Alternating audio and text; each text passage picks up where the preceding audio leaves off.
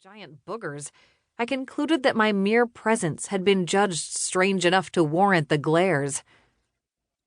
I'd passed through small towns before, but I had never drawn that much attention. Must be the U-Haul, I said to myself. One thing was evident. Living there was going to be far different than life in the city. In the city, everyone tried hard to pretend not to notice anyone else. They certainly didn't all turn around and watch people they'd never met the way the citizens of Coventry did. I felt like a criminal, but I knew I hadn't done anything wrong. Not wanting to be inspected any longer, I checked the directions I'd written out. I'd been advised my GPS would be useless in Coventry because it was on some sort of magnetic anomaly or something, and then sped up. My first impression of Hangman's house was underwhelming at best. As I parked the car in the narrow gravel driveway, I could only hope that the inside was in better shape. The outside was a decaying old Victorian with at least 2 stories. There was possibly a third, or it could have been an attic space with windows. The paint was peeling, and some of the windows were boarded over. I hoped that was to protect them from the elements, and not because they were broken. I got out of the car and retrieved my purse from the passenger side.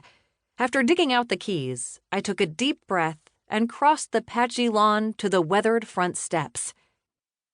The first step was the scariest.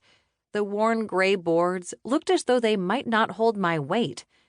I winced at the groan the riser made when I stepped up, and it bent slightly. But the old wood held. I'm going to have to get this fixed or someone is going to hurt themselves and sue me, I said to no one in particular. The rest of the steps were equally creaky, as were the wood planks of the front porch. I figured that, at the very least, it would be hard for someone to sneak up on me. Not that there was any reason for me to believe that someone would want to sneak up on me. I put the key in the deadbolt on the front door and turned it slowly. The door opened with a loud creak, and I stepped through gingerly. There was no reason for me to expect that something might jump out at me, but the fear lingered there in the back of my mind. I'd spent too many nights watching horror movies alone in my pajamas, and Hangman's house looked like the epitome of every house in those films. I sighed deeply, and it was as if the house sighed with me. The inside wasn't any better than the outside.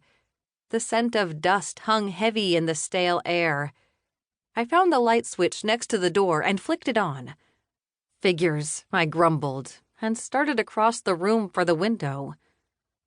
The power was on, but the lights were dull. Even with them on, it was still gloomy and dark in the room. I grabbed hold of the thick velvet drapes and yanked them apart. Sunlight flooded the room and made it look 10 times worse.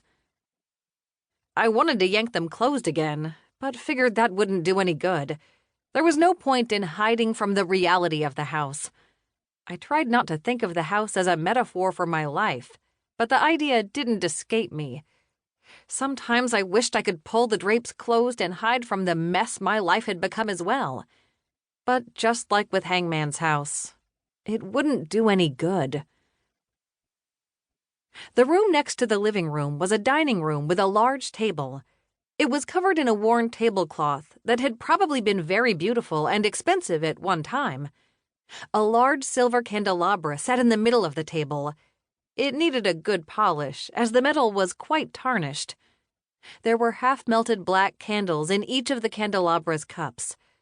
I thought that was a little odd, but I figured maybe my great-aunt Maude had just run out of regular candles the last time she used the candle holder.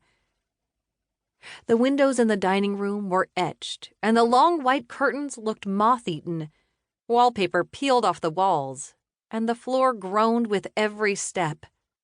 My next stop was the kitchen. It wasn't dirty beyond a thick layer of dust. Inside the pantry, I found shelves full of decades-old cans and boxes of dry goods. Mice had gotten into the boxes and made a huge mess on the floor. The appliances were old, and when I approached the refrigerator to open it, I heard a disconcerting rattling sound. The stove didn't appear to be in any better shape. I won't be able to cook anything in here without